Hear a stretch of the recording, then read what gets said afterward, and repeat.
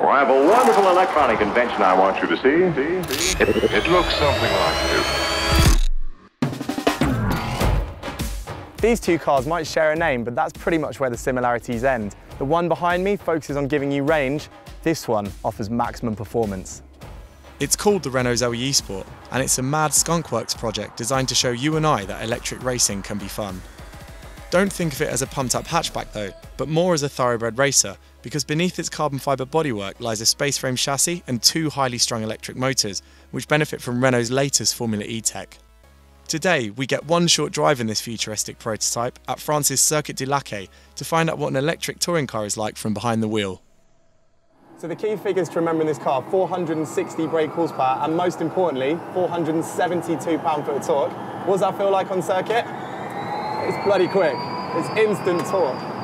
It's actually as fast, or almost as fast as the McLaren F1 to 62 miles per hour, with 3.2 seconds to the mark. And what that feels like when you put your foot down, it just sends the front wheels spinning. I'm getting understeer there at over 120 kilometers an hour, which is unprecedented for a hot hatch. Compare it to a Volkswagen Golf R, and this thing feels like a rocket ship.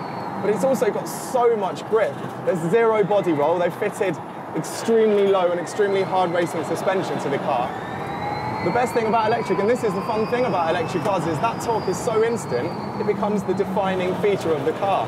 So while you might not have any engine noise, we've still got gearbox noise. You can hear differential noise. You can hear the sound of stones cluttering onto the wheel arches. And that makes for everything. There you go, you can hear a wheel scraping on the wheel arch. That's probably more a symbol of this being a prototype than a deliberate setup.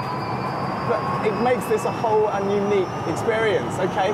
What we're doing down this straight. We're getting up to 180 k's. It's a pretty fast corner here, 190 k's, and I've backed out.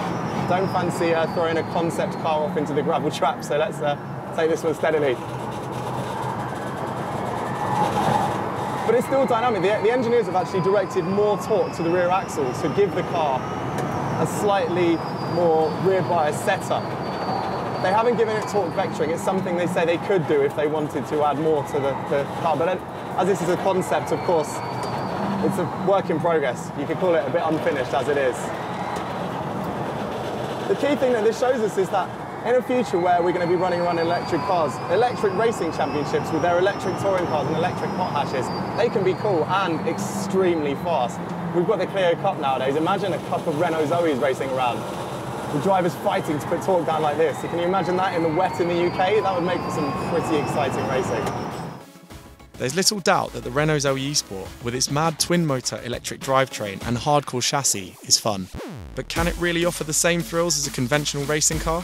On first impressions, I'd have to say yes it can, because where it lacks the noise of a screaming oil-burning engine, it makes up for it with savage performance, achieved with what is a fairly simple drivetrain layout. They say the future's electric, and if the Zoe eSport is anything to go by, that needn't be a bad thing.